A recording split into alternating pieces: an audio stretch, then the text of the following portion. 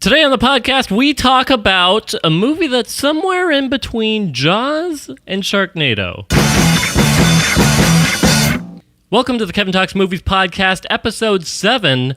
Thanks for tuning in. Appreciate it. And today, this week, we're talking about the newest shark movie. It's in theaters right now, and I gotta say, every episode of mine is a big spoiler because I, talk about the ins and outs of the movie. But since this one is in theaters right now, and since I think it's still pretty new of a release in theaters, I'm going to give you a special spoiler alert. So if you want to see the movie, stop listening now. You have my okay. But so The Meg turns out not anything related to Family Guy, not about Meg Griffin at all. This movie is about a big megalodon. It was supposed to be extinct many, many years ago, but they go to what they think is the ocean floor, and it turns out that they uncover a layer of cloud. That is what they thought the ocean floor was, but nope, just cloud. Turns out there's more ocean under there that things couldn't get through before. But surprise, surprise, when they opened the cloud so that they could go exploring for, all kinds of sea creatures, they're scientists. They're looking for, science stuff. But they end up finding a big old megalodon, which is basically a prehistoric giant shark. And so things obviously don't go well for them because, it's a shark movie. This movie, gotta say, when I originally saw the trailers for it, I wasn't even, I didn't want to see it at all. But despite Dwight from The Office being in it, Rainn Wilson, I did like him, however, in another movie he did called The Rocker. That movie was really funny. Anyway, totally unrelated. But then I saw a different trailer where they were talking about, one of the main things that I didn't like about it when I saw it was the first time, the trailer, was that it was just called The Meg, and I didn't get it.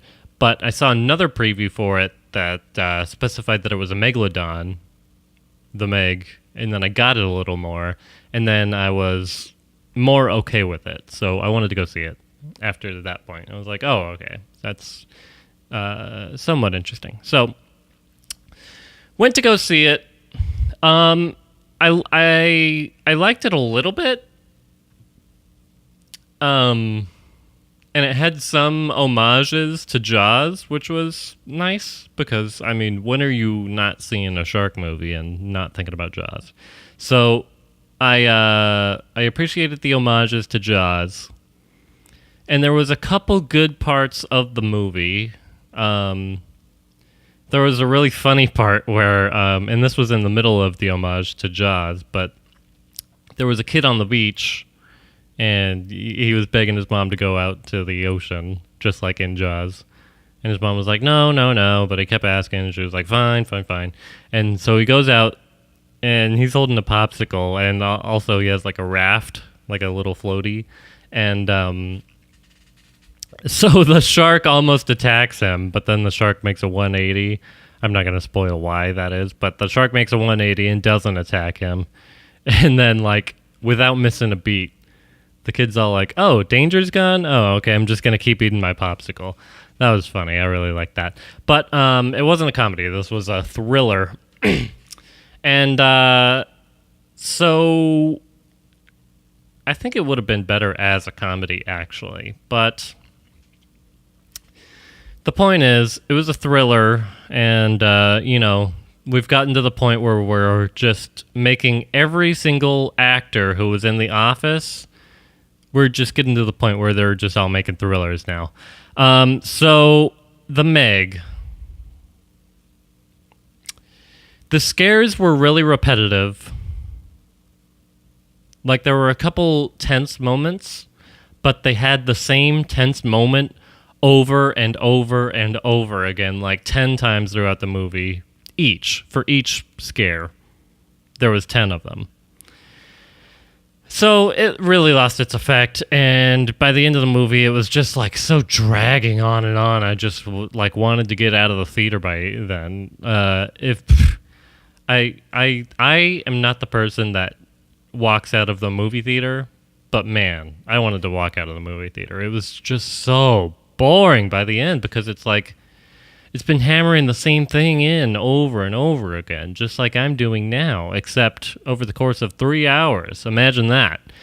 And so yeah, I wouldn't really recommend it. I would give it probably a 6 out of 10. Which is a solid D. So good job to all of those that made it. I'm looking at you, Warner Brothers. Wonder how much you guys had to pay Rainn Wilson to be in that, because on one hand, kind of ruining his reputation. On the other hand, he's not really doing much now that The Office is over.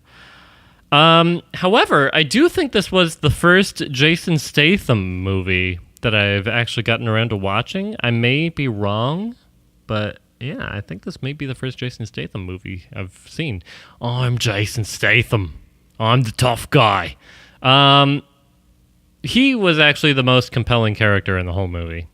He was actually pretty good. He actually probably made the movie, more so than the shark, because the shark, I mean, yeah, it's a giant shark. Okay, what else you got? There were a couple interesting moments, like when they were shooting at the shark from the helicopter, and when there were a couple explosions.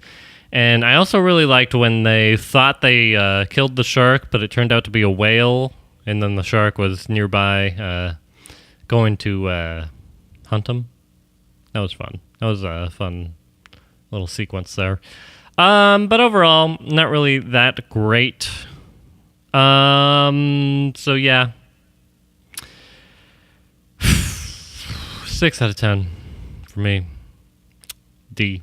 Maybe D+, but definitely not. I wouldn't consider it a movie worth seeing. I definitely would not consider it a movie worth buying, because it's definitely not worth a second watch. Sorry, Rainn. So now it is time to move on to some movie facts. Fact me, fact you.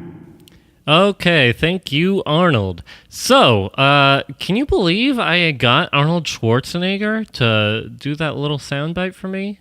Incredible.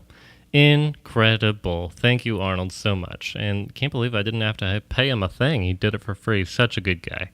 Such a good guy. So, apparently the movie was loosely based on a 1997 book called Meg, a novel of deep terror by Steve Allen. The film stars, yeah, we know who it stars. That's the whole reason that, if it wasn't for Rainn Wilson, Dwight being in this, I wouldn't have seen it, even with the whole Megalodon thing. But I saw an Instagram post that Rainn made. Not that I follow him, but he popped up in my, you know how Instagram has the things you might like. Popped up in that, and I saw that they actually had a big-ass prop shark. So I appreciated that it wasn't all CGI. So that's what really brought me in to go see it. So apparently this movie is a B movie. Yeah, I agree with that. And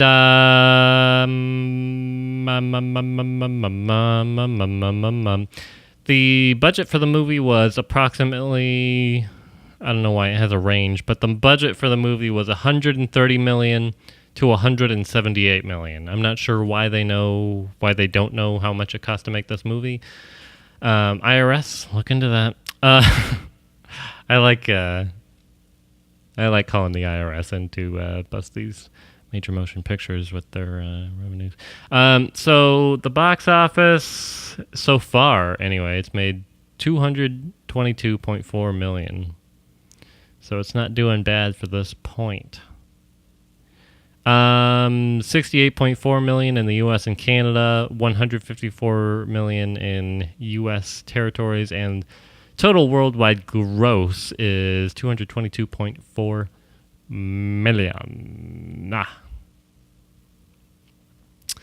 And, I'm not really getting a whole lot of behind-the-scenes things about this movie. The rights to the movie were initially acquired by Disney's Hollywood Pictures in 1996. Around that time, Tom Wheeler was hired to adapt the book into a screenplay, but having decided that his script wasn't good enough, the studio hired Jeffrey Boehm to write a new draft. Boehm's script was later rejected for the same reason. By 1999... the project had stalled, and the rights reserved to Steve Alton, the book's author. So right off the bat, my thoughts. I'm amazed that this took this long to go out. It's like 20 years that this movie's been in the works. Kind of, sort of. The point is, they had the idea to make it into a movie 20 years ago. That's commitment. I'm surprised that they kept it sticking around this long. In 2005, reports surfaced that the project was being developed by New Line Cinema with an estimated budget of around $75 million and a slated summer release of summer 2006. However, New Line later canceled the project due to budgetary concerns, or so they say. Maybe they just knew the movie would suck. The rights reserved to Alton again, but the film remained in the development hall. In 2015, it was announced that the film was now moving forward to Warner Brothers, who did do the movie when it released just now, with a new script written by yet another person. By June of that year, Eli Roth, whoever that is, was in talks to direct, but due to creative differences, he probably wanted the movie to be good. Roth was replaced by John Turturro in 2016. Jason Statham. And much of the cast joined in October...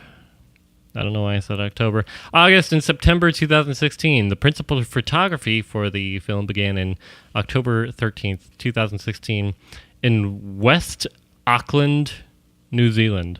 West Auckland, New Zealand. I'm Jason Statham. Filming ended in January 4th, 2017 in China.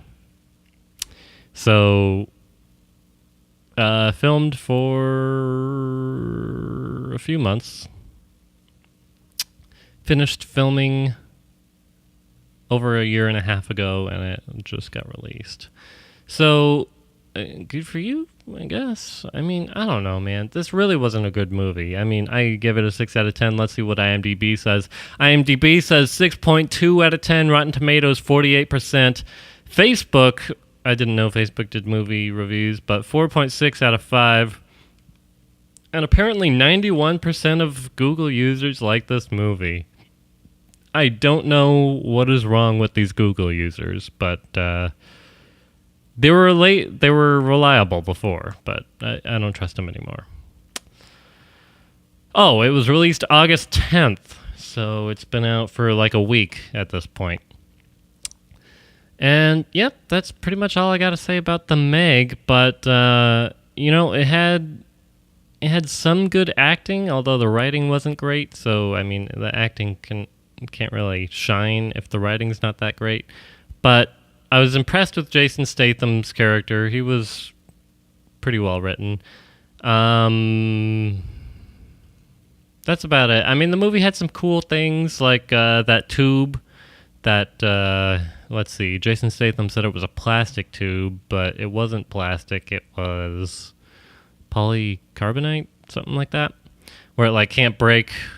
But anyway, there were a couple cool moments in the film like that, where the shark was gonna eat the whole what do you call it, trap? No, not a trap, a safe cage where the shark was gonna eat the whole cage that the lady was standing in. Anyway, so that's pretty much all I got for the movie, really. Sorry, Meg. Didn't like it. Maybe next time. Rain, probably best to maybe stick to comedy. Although he was the comedic relief in this movie, which I didn't see coming. I thought this was going to be like straight horror, but sort of like A Silent Place was. A Silent Place was really, really freaking good. So good job, John Krasinski, because I know he also directed that as well as starred in it. But I'm getting off topic. I'm just talking about The Office now. Let's talk about The Office. I'm just kidding. So if you are listening to this on iTunes, go subscribe to our YouTube channel to get to our full catalog of all our episodes. If you're listening on YouTube, go subscribe on iTunes. You know what to do, okay? You know it's on iTunes and YouTube. You know you can follow me on Instagram at Kevin Talks Movies. You know you can email me with any comments, questions, comments, questions, suggestions, concerns, hate mail, whatever. Kevin Talks Movies Podcast at gmail.com. That's where you'll find me. And again, since not all the episodes are available to be on iTunes, that's where the YouTube channel comes into play because although it's not audio only, because, it's YouTube, you have to upload a video, even though it's still just this podcast, you're not missing anything out. You're not missing out on anything. There's no video that goes on YouTube. It's just, the picture of Kevin Talks Movies. But thanks for talking movies with me. And if you want the full catalog from episode 1 until currently episode 7 and all our future episodes, go ahead and find us on YouTube. Because iTunes, I think, only has the past 5. But you know this. I've talked about it long enough. I'll see you next Monday when we will talk about, hopefully, a good movie. Thanks for tuning in. I'll see ya.